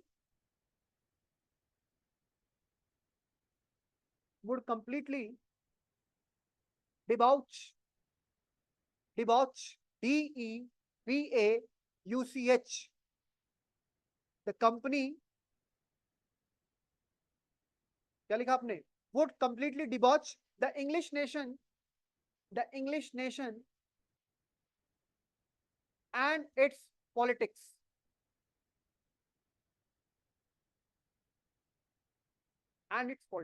डिबॉच मतलब हो गया ruin करना, किसी चीज को खत्म कर देना, कमजोर कर देना, शून्य कर देना, अलग कर देना, खराब करके, नेगेटिव उसमें। तो अगर कंपनी इसी तरह से इन्वॉल्व रहेगी और उसके वर्कर से, मतलब आप ये समझिए, ये करप्शन आज हम पढ़ते हैं, हमें सुनने में बहुत ही एक्सट्रीम लेवल का करप्शन, मतलब वर्ल्ड हिस्ट्री में जब दुनिया के सबसे करप्ट फेज को देखा जाता है, तो ये जो फेज है ना, ये इंडियन हिस्ट्री में नहीं, वर्ल्ड हिस्ट्री के सबसे ज्यादा करप्ट फेज में आता है। कौन सा? 1765 से 1772, यानी ये कितने साल हो गए? 7 साल का जो समय है, ये बहुत जबरदस्त करप्शन वाला था।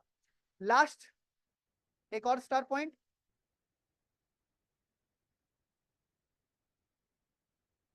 During this phase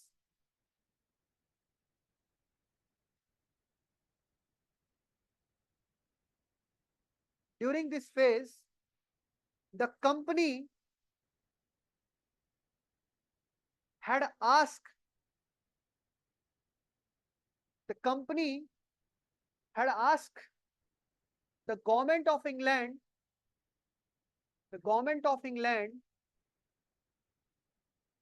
for a loan of for a loan of 1 lakh pound, for a loan of 1 lakh pound, comma, the government the British government accepted their demand accepted their demand on certain terms and conditions, on certain terms and conditions, which turns into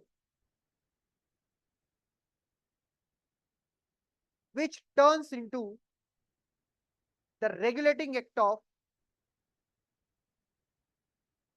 which turns into the regulating act of 1773। Bracket में लिख देना अपने आप। क्या? Meanwhile this period an ad hoc committee was sent to India, ये आपने लिख दिया था ना, पीछे मैंने बताया था आपको, लिख दो meanwhile this period an ad hoc committee was sent to India। Ad hoc committee होती है तदर्थ समिति, was sent to India by the British Parliament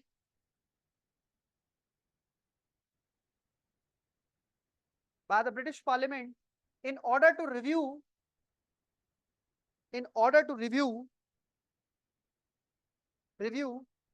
the accounts of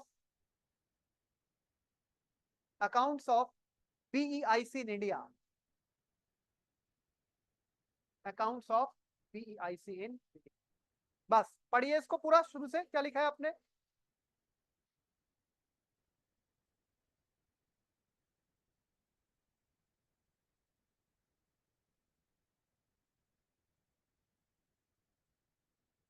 कौन थे इस टाइम ब्रिटेन के पीएम जब ये आया? Lord north. कौन है? Lord north. नॉर्थ डायरेक्शन होती है, NORTH, नॉर्थ।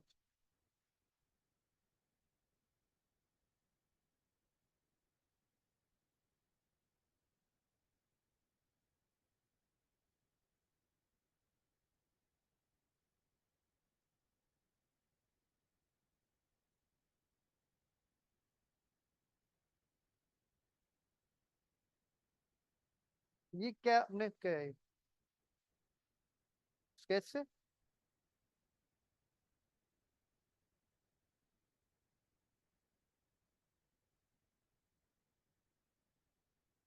हेलो मैसूर क्या?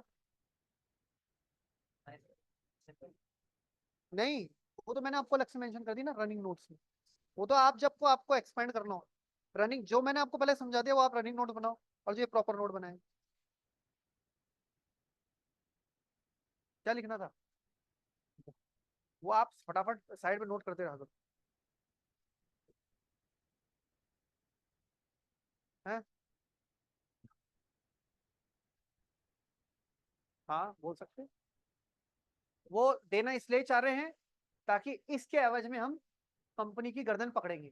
और अब ये हर एक्ट जो आएगा ना, ये तो अभी शुरुआत हो रही है, एक के बाद एक जो एक्ट आएगा वो कंपनी को अब करेगा कंट्रोल। अभी वो धीरे धीरे कंपनी की नस, कंपनी को छेड़ना मतलब पैरों में कुल्हाड़ी मारना। कंपनी बहुत पावरफुल है इनिशियली, तो एकदम तो आप भाई आपको एकदम से प्रहार करोगे तो कंपनी बितक जाएगी, कंपनी बितक जाएगी। तो जरा ये भी तो सोचो, जरा दिमाग तो लड़ाओ। इस समय ही अमेरिका तो आजाद हुआ है, अमेरिका आजाद हो रहा है ना। अरे यही पीरियड तो है जब अमेरिकन रिवॉल्यूशन कहानी स्टार्ट हो रही है। आपको पता है अमेरिका 1776 का फेज कैसा रहा अमेरिका में? कंपनी के हाथ से एक बड़ा क्षेत्र जा रहा है, मतलब इंग्लैंड के हाथ से। तो अब इंग्लैंड उसको कैसे काउंटर करेगा? और ये लॉर्ड कॉर्नवालिस, ये कहां सर्विस दे चुके हैं पहले? भाई लॉर्ड कॉर्नवालिस के बारे में आपने जाना है। लॉर्ड कॉर्नवालिस भारत में कब आए मैडम? पीछे वाली मैम, कब आए लॉर्ड कॉर्नवालिस? 1786। और लॉर्ड कॉर्नवालिस वही व्यक्ति हैं जिनके समय पे अमेरिका का रिवॉल्यूशन इतना तगड़ा मतलब एक्सट्रीम लेवल पर पहुंचा। वॉशिंगटन यानी राजधानी, यानी अमेरिका इनके हाथ से निकला। तो कॉर्नवालिस वो व्यक्ति है जिसको बोलते हैं घायल शेर। क्या बोलते हैं? क्योंकि उसके रहते हुए अमेरिका जैसा बड़ा कॉलोनी इनके हाथ से निकल गया। फिर उसको भारत भेजा गया। पहले तो आना ही नहीं चाह रहा था ये जो है, भारत आना नहीं चाह रहा था। क्यों नहीं आना चाह रहा था? वॉरेन हास्टिंग्स का टाइम पीरियड आपको पता होना चाहिए, 1772 से 1784। पिट्स इंडिया एक्ट के विरोध में चला जाता है वो। उसके बाद, अब उसके बाद इस पीरियड में आप देखिए ट्रांजिशन फेज है। 86 यहाँ पे एक मेटकॉफ करके व्यक्ति आएगा 86 में, क्योंकि टाइम लग रहा था, ये आना नहीं चाह रहा था। क्यों नहीं आना चाह रहा था कॉर्नवालिस? क्योंकि उसको एक अमेरिका की हार की शर्मिंदगी थी। फिर भी उसको भेजा गया क्योंकि अंग्रेजों को पता था ये आदमी बहुत काम का है, ये अमेरिका में रह के देख चुका है कि क्या कारण रहे हमारी हार के। तो कहते हैं ना कि एक व्यक्ति जो है, मान लीजिए कोई व्यक्ति है, वो एकदम से कोई पेपर दिया और क्लियर हो गया, और एक व्यक्ति है जो 5 बार 6 बार रह गया, जो एकदम क्लियर हो गया, वो क्लियर हो गया, वो खुश है बस, उसको उसने जो मेहनत की और उसका लक साथ दिया और वो तुरंत हो गया। लेकिन जो 4 5 6 कई कई बार तक, तो उसको काफी नॉलेज हो जाती है उसको, क्योंकि वो कई एंगल कई एक्सपेक्ट खंगाल देता है। तो वही व्यक्ति है कौन? यहाँ कॉर्नवालिस। उसका अमेरिका हाथ से निकल गया था, लेकिन जब वो इंडिया में आया तो उसने ऐसी ग्रिप बनाई ना इंडिया में, ऐसी ग्रिप बनाई 1786 से 1793, ये जो टाइम पीरियड है इसका, इस दौरान इसने भारत में जो अपनी पकड़ मजबूत की। फिर इसके बाद जो मैं अगला व्यक्ति समझता हूं मजबूत आदमी, वो है वेलेस्ली। वेलेस्ली, फिर ये 3-4 लोग ऐसे आए जिन्होंने ऐसा कर दिया भारत को कि अब भारत छूट नहीं सकता। तो ये पीरियड आप देखिए 86 से 93। और कॉर्नवालिस कोड भी आप जानते हैं। आगे रिवेन्यू सिस्टम पढ़ेंगे, परमानेंट सेटलमेंट और जमींदारी सिस्टम, तो भी आप नाम पढ़ेंगे। बहुत इंपॉर्टेंट व्यक्ति है लॉर्ड कॉर्नवालिस। एडमिनिस्ट्रेशन का मामला हो, रिवेन्यू का मामला हो, पॉलिटिकल कंट्रोल हो, ही was the gem for Britishers. लेकिन हमारे लिए नहीं, हमारे लिए तो हमारा तो देश कंट्रोल में किया ना, तो हम नहीं बने। 98, 1803 वेलेस्ली। अरे ये अभी वेलेस्ली कब आए, वो कब आए, वो हमने सब एक एक करके गवर्नर जनरल पढ़ने मेन मेन सारे। चलिए अब आ जाइए एक्ट के प्रोविजंस में। हेडिंग डालिए provisions of regulating act of 1773।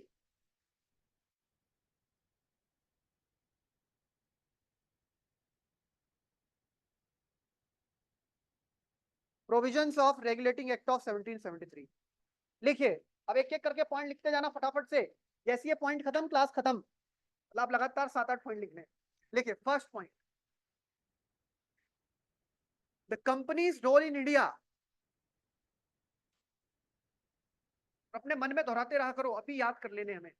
The company's role in India was extended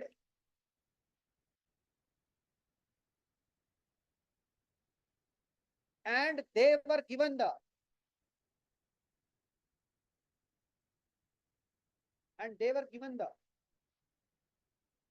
administrative and political fields, administrative and political field. अब ये क्वेश्चन कैसे बनता है पीसीएस वगैरह में, या क्वेश्चन घुमा कैसे बनता है। और ये कंपनी बनी थी जब से अभी तक क्या थी, ये केवल कमर्शियल कंपनी थी। क्वेश्चन ऐसे बनेगा, कब पहली बार, in which year for the first time the British government और the British parliament approved the political and the administrative activities of company in India. यानी रेगुलेटिंग एक्ट आ रहा है, यानी ब्रिटेन एक्ट पास कर रहा है, पार्लियामेंट एक्ट पास कर रही है, और यहां पर क्या कर रही है, कंपनी की एक्टिविटी को कंट्रोल कर रही है पॉलिटिकली। उन्हें पता लग गया है, पता है उन्हें क्या, कि कंपनी ने यहाँ पर एरिया धीरे धीरे क्या करा है, अपने अंडर लिया है। कंपनी ने यहाँ पे अपनी पॉलिटिकल एक्टिविटीज को बनाना स्टार्ट कर दिया है। Company battle of Plassey, battle of Buxar और ट्रीटी ऑफ इलाहाबाद के बाद एक पॉलिटिकल स्ट्रेंथ उसकी बढ़ गई है। इसको, अब ऐसा नहीं, आप ये पूछ सकते हैं सर काउंटर क्वेश्चन की, उनको पहले पता नहीं था क्या, ब्रिटेन को ये कुछ पता ही नहीं था कि कंपनी क्या क्या कर रही है। May be they know, but officially नहीं। अब यहां पर इसको एक आप बोलेंगे ठप्पा लग गया ब्रिटिश पार्लियामेंट का, कि कंपनी कर रही है political activity, they gave the green signal. तो विच ईयर इज इंपॉर्टेंट, 17 से, यहां से ग्रीन सिग्नल मिल गया कि चलो करो पॉलिटिकल एक्टिविटी करो। अब कंपनी बढ़ाती रहेगी एरिया, और बाद में एक्ट में प्रोविजन आएगा, all the acquisition, all the territories of company in India is the territory of British. तो सब किसकी हो गई, देख रही हो चालाकी। कंपनी डाल डाल तो सरकार पात पात, बोलते ना तू डाल डाल में पात पात, तो यही सारा कहानी चल रही है। कंपनी बढ़ाओ अपना क्षेत्रफल, और फिर हम तुम्हारा क्षेत्र ले लेंगे पूरा। चलिए आगे बढ़िए। यानी गंगाधरी शक्तिमान है, कंपनी ही सरकार है और सरकार ही कंपनी है, पर हमारे साथ खेला जा रहा है, ये खेला हो रहा है। पहले कंपनी कंपनी खेल रहे हैं, और बाद में आ जाएगी ब्रिटिश गवर्नमेंट। तो क्या बेवकूफी वाली बात है, पहले 58 तक तो वो कंपनी कंपनी चल रही है, और बाद में कंपनी केवल पॉलिटिकल काम ही करेगी, कमर्शियल काम तो कंपनी के। एक एक्ट आएगा 1833, वहीं से कंपनी का कमर्शियल एक्ट काम खत्म, बाहर की कंपनी आने लग जाती है। 1813 में आया था ना एक एक्ट, जिसमें केवल टी ट्रेड और चाइना के ट्रेड, वो मोनोपोली रह गई, बाकी सब में और कंपनी आ गई। 33 में तो वो भी खत्म। 33 में कहा बस नाम की तो कंपनी है तो पॉलिटिकल एक्टिविटी वाली, सारा काम तो पॉलिटिकल। और बाद में तो इनको बहाना चाहिए था, इन्हें बहाना कोई मिला नहीं, एक तगड़ा बहाना मिला कि कंपनी के रहते रहते हो गई बगावत, ये कंपनी है निकम्मी, बेकार, बंद करो इसको, जिसने सब कुछ उनके लिए किया। और बाद में सीधा शासन अपने हाथ में ले ली, पॉलिसी बिल्कुल चेंज कर।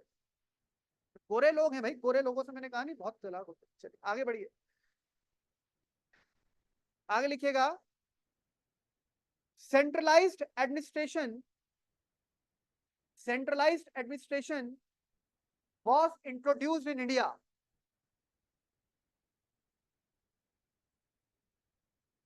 Centralized administration was introduced in India.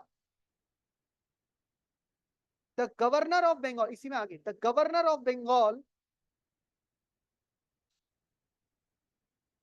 the governor of Bengal was designated as,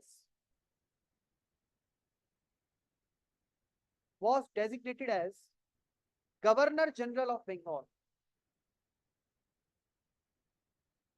Governor General of Bengal. Full stop. An executive council, हाँ उसी में आगे, an executive council consisting of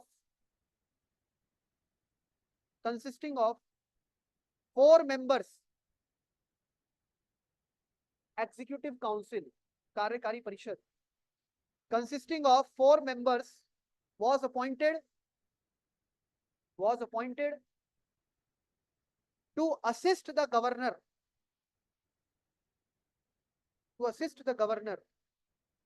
general of Bengal, to assist the governor general of Bengal.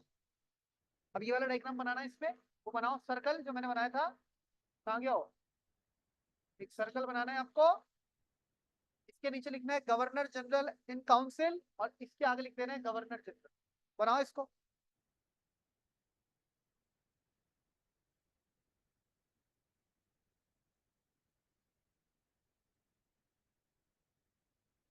Governor general, उसको star बना दो, बाकी 4 गोले कर दो फटाफट से।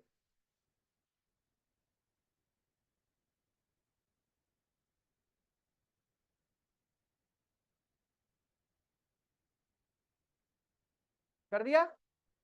फिर आगे स्टार पॉइंट लिखना, Warren हस्टिंग्स,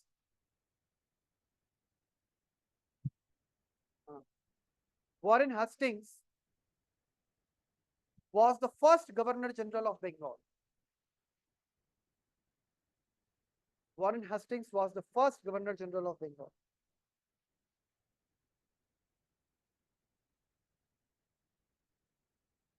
Next point. An executive council. नहीं, ये तो लिख दिया ना हमने executive council. Next point है the Governor of Bombay. The Governor of Bombay and the Governor of Madras. The Governor of Bombay and the Governor of Madras were made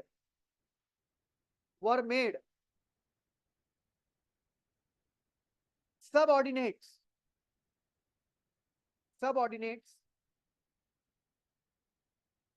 to the Governor General of Bengal. Were made subordinates. Subordinates समझ रहे हो? Subordinate मतलब होता है अधीनस्थ, उसके अधीन, under, subordinate to the Governor General of Bengal. But पर किस मैटर में? That was not clear in this act. Governor General of Bengal. इसमें वाला डायग्राम बनाओ. इसमें आपको एक 3 प्रेसिडेंसी बनानी है और इसको इसके अंडर कर देना है. 1 2 3 छोटा सा प्रिंसिपल इंडिया बनाओ, 3 हिस्से करो उसके, गोल गोल गोल, और बंगाल वाले में, बंगाल वाले के अंडर वो 2.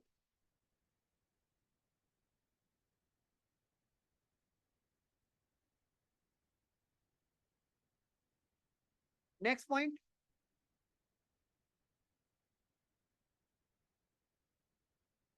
और एक नीचे मद्रास, दोनों को ऊपर कर दो. बंगाल वाला उसके ऊपर हो गया. और आपको पता है मेंस आंसर राइटिंग आप देखते हैं कितने सारे टॉपर्स की कॉपी आती है, मतलब जो अलग अलग, तो वो देखते हैं. अब शब्दों की सीमा होती है मेंस में, बातें हमें बहुत समझानी होती है. डायग्राम का इस्तेमाल करें, चित्र वगैरह बनाएं, पैराग्राफ वगैरह बना के, उसके बाद प्रॉपर पॉइंट लिख के सीधा कॉलम वॉलम बना के, कुछ ऐसे नहीं कि जबरदस्ती की चित्रकारी करनी है, पर जहां पर जरूरी है वहां करनी है. जैसे यहाँ पर जरूरी है, यहाँ पर हम गवर्नर जनरल समझाना चाहते हैं तो इस तरह से कर सकते हैं. नेक्स्ट पॉइंट लिखिए, the court of directors. The court of directors were the governing body of the company, were the governing body of the company, were the governing body of the company. They were asked to report to the, they were asked to report to the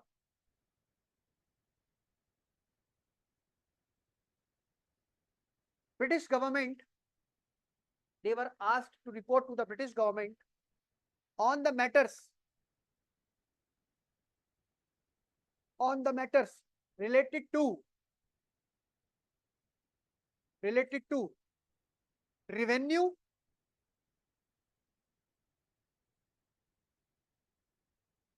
civil and military affairs. On the matters, they were asked to report to the British government. मतलब company के जो court of directors हैं, court of directors वहां बैठते हैं, उन्हें बोल दिया कि आप हमें रिपोर्ट करोगे किसके, कंपनी की जो भी एक्टिविटी है, on the matters of civil, revenue और मिलिट्री अफेयर्स. तीनों अफेयर्स आ गए, रेवेन्यू राजस्व, सिविल नागरिक मामले, और मिलिट्री यानी सैन्य मामले. यानी नाउ कंपनी के जो भी एक्टिविटी है, British government was totally aware of it and they wanted to control it. Next point, the supreme court was established.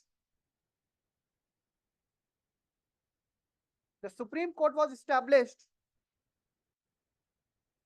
Apex इसलिए नहीं बोलेंगे बेटा क्योंकि इसकी अपील के खिलाफ आप क्या कर सकते हैं, मतलब इसके डिसीजन के खिलाफ आप अपील कर सकते हैं.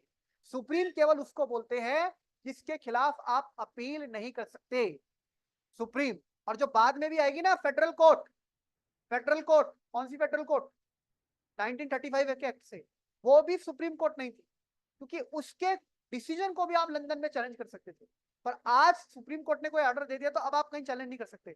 सुप्रीम मींस जिसका फैसला चैलेंजेबल नहीं, फाइनल, अंतिम। तो इसलिए सुप्रीम कोर्ट, पर नाम नाम की सुप्रीम कोर्ट है। Supreme court was established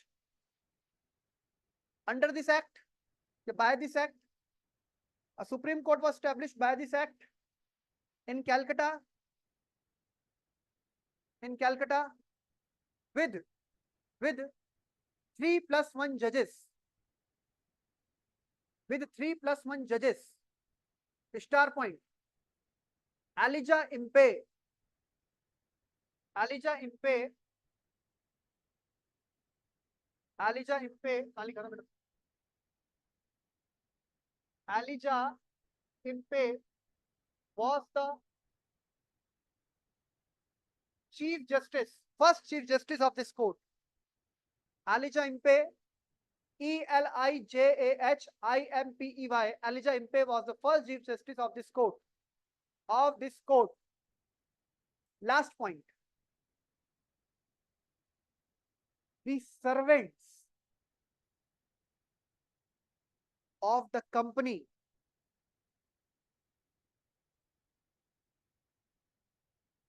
were prohibited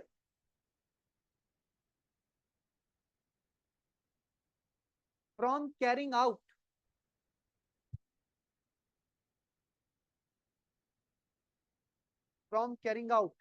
any trade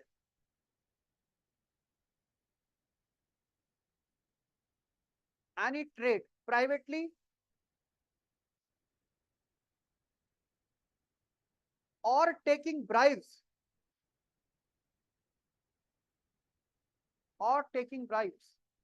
from the natives मानी Indian, or taking bribe from the natives. ठीक, ये है रेगुलेटिंग एक्ट। लेकिन कुछ कमी लग रही है आपको इस एक्ट में? क्या कमी लग रही है बताओ भाई। इस एक्ट में कमी होगी तभी तो अगला एक्ट आएगा। एक अगला इंपॉर्टेंट एक्ट आएगा जो कल, pets India act. Sir William पिट, ब्रिटेन के अब तक के सबसे यंगेस्ट नौजवान पीएम रहे विलियम पिट, उनके नाम पे एक्ट आना है। इससे पहले, ये तो 84 का है ना, 1781 में सेटलमेंट एक्ट आएगा।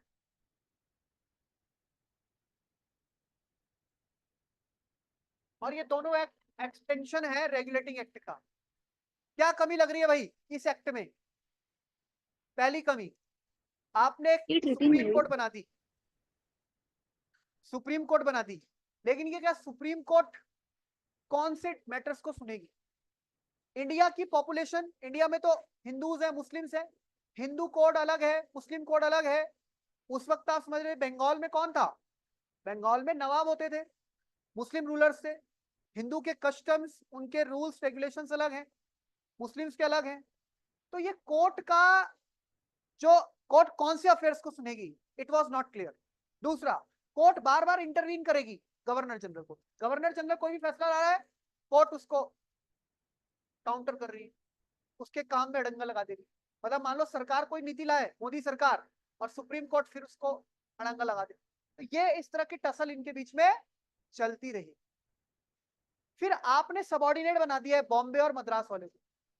अब वो हर चीज के लिए पूछेंगे कि आपको भाई कुछ बड़े मैटर्स हैं तो समझ में आता है, कोई डिफेंस रिलेटेड है, अब कोई लोकल मैटर है, लोकल बॉम्बे का अलग है कल्चर, भी हमारे इंडिया के अंदर ही वहां कल्चर अलग, लैंग्वेज अलग, मद्रास का अलग। अब किस मैटर में आपसे पूछेंगे?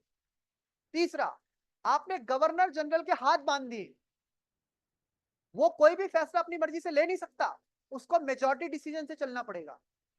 और अगर वो 3-4-1 हो गए तो गवर्नर जनरल का तो नाम का गवर्नर जनरल रह गया।